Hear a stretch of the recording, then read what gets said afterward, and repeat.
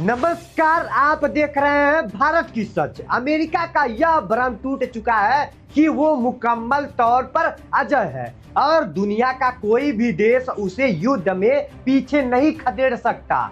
दुनिया उसके विमानों और युद्धपोतों को भगाते हुए देख रही है और यह अमेरिका के लिए शर्मनाक स्थिति है और इसके जिम्मेदार डोनाल्ड ट्रंप हैं। इस बीच ईरान से एक ऐसा संदेश जारी किया है जिसने इस युद्ध के घाव को अमेरिका के लिए और गहरा बना दिया है। वो शब्द है अपने लोगों का इंतकाम लेंगे, हम किसी को नहीं छोड़ने वाले। वो खुद को चाहे जितने भी ताकतवर समझते हो। यह शब्द है ईरान के नए सुप्रीम लीडर मुस्तफा खामने के।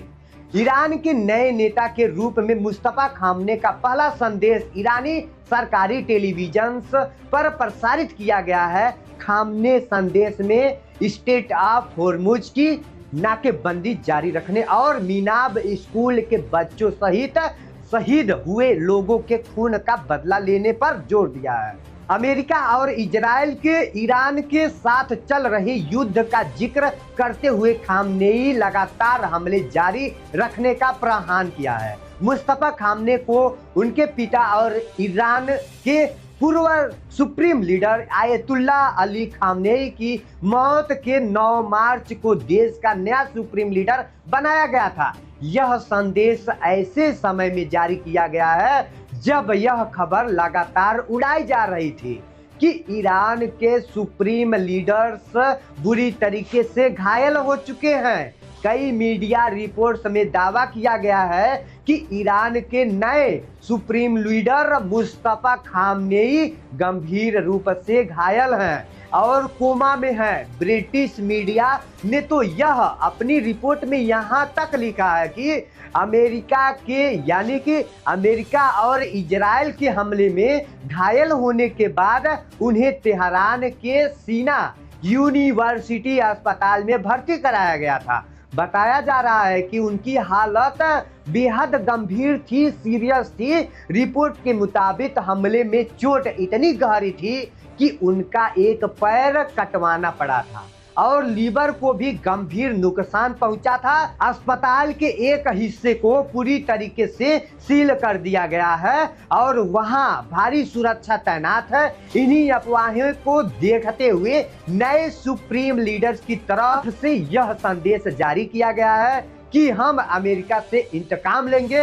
हालांकि इस संदेश में वह खुद सामने नहीं आए और एंकर ने सरकारी टेलीविजन पर उनका संदेश पढ़कर सुनाया। इस संदेश में और क्या क्या लिखा है मैं आगे बताता हूँ, लेकिन पहले यह जान लीजिए कि जिस इंतकाम यानी बदले की बात नए सुप्रीम लीडर ने की है उसका असर जमीन से लेकर आसमान तक और समंदर से लेकर ऊंचाई तक देखी जाएगी। तो देखिए, अमेरिका और इजराइल और ईरान जंग के 15वें दिन आज है बीत चुका है और ईरान ने दावा किया है कि उसने अमेरिका के aircraft carrier USS Abraham Lincoln पर मिसाइल और ड्रोन से हमला किया है। मीडिया रिपोर्ट्स के मुताबिक इस हमले में जहाज को भारी नुकसान पहुंचाया गया था।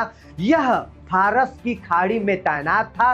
ईरानी सेना की special units Islamic revolutionary guard corps यानी कि IRGC का कहना है कि हमले के बाद यह एयरक्राफ्ट कैरियर अब पीछे की तरफ हट रहा है और अमेरिका की तरफ भाग रहा है। हालांकि अभी तक अमेरिका सरकार या सेना की तरफ से इस पर कोई आधिकारिक बयान नहीं जारी हुआ है, नहीं आया है।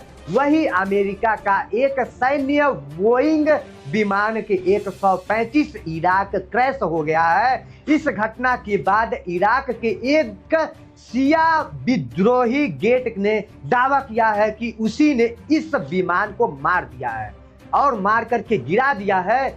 इससे पहले 2 मार्च को कुवैत में भी फ्रंटल फायरिंग की घटना में अमेरिका के 3 सैन्य विमान क्रैश होने की खबर सामने आई थी, लेकिन कई मीडिया रिपोर्ट्स में दावा किया गया है कि अगर उन विमानों को दरअसल हम देखें तो ईरान में ही मार गिराया था। इधर ईरान ने अमेरिका से मजा लेते हुए पूछा है कि डोनाल्ड ट्रंप आप बताएं वह अपने सैनिकों की जान खतरे में क्यों डाल रहे हैं? भाई वो बताएं अपने सैनिकों का जान क्यों खतरा में डाल रहे हैं? और ईरानी संसद के स्पीकर मोहम्मद वाकिर गालिब ने इराक में अमेरिकी सैन्य विमानों के दुर्घटनाग्रस्त होने की खबर के बाद अमेरिका पर तंज कसा है। उन्होंने सोशल मीडिया पर लिखा कि अमेरिकी परिवारों को यह जानने का हक है कि राष्ट्रपति डोनाल्ड ट्रंप अपने देश के बेटे और बेटियों को क्यों खतरे में डाल रहे हैं। गालिवाफा ने यह भी कहा है कि ऐसा इजराइल के प्रधानमंत्री नेतन्याहू की नीतियों के आगे बढ़ाने के लिए किया जा रहा है। अब तमाशा देखिए क्या होने वाला है, आगे देखिए थोड़ा सा और लॉजिक है। अमेरिका और इजराइल दोनों एक बात को स्वीकार कर चुके हैं कि ईरान में कोई सत्ता परिवर्तन नहीं होने जा रहा है। पहले डोनाल्ड ट्रंप डिग्गे हाँकते थे कि ईरान को अपना नया सुप्रीम लीडर उनसे पूछकर चुनना चाहिए, लेकिन ईरान ने उन्हें बुरी तरीके से लताड़ दिया है। और अब खुद बेंजामिन नेतन्याहू ने भी यह उम्मीद छोड़ दी है कि जंग शुरू होने के बाद नेतन्याहू ने पहली प्रेस कॉन्फ्रेंस में साफ कहा है कि पक्का नहीं है कि ईरान की सरकार गिर जाएगी। इजराइल सिर्फ ऐसे हालात बनाने की कोशिश कर रहा है जिससे ईरान की सरकार कमजोर हो जाए और अमेरिका की सरकार वहां पे मजबूत हो जाए। मतलब अमेरिका और इजराइल दोनों को यह समझ में आ गया है कि वह ईरान से भिड़कर बुरी तरीके से फंस चुके हैं और अब किसी भी तरह से यह रायता समेटने में ही दोनों देशों की भलाई है। दोनों देशों को मान जाना चाहिए, लड़ना नहीं चाहिए।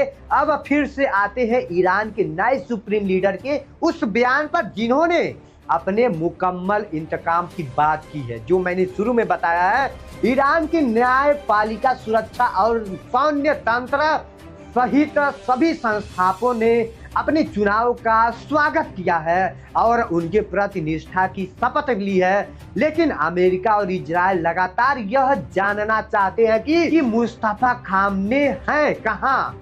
भाई वो कहाँ पर है? क्योंकि खामने का संदेश उनके स्वास्थ्य और शारीरिक स्थिति को लेकर चल रही है। अटकलों के बीच आया है।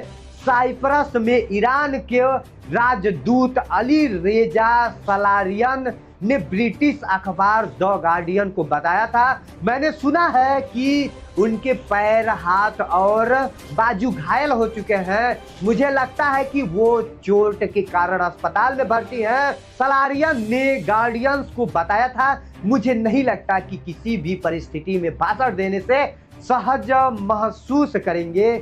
इसी बीच मुजतबा का संदेश जारी होना।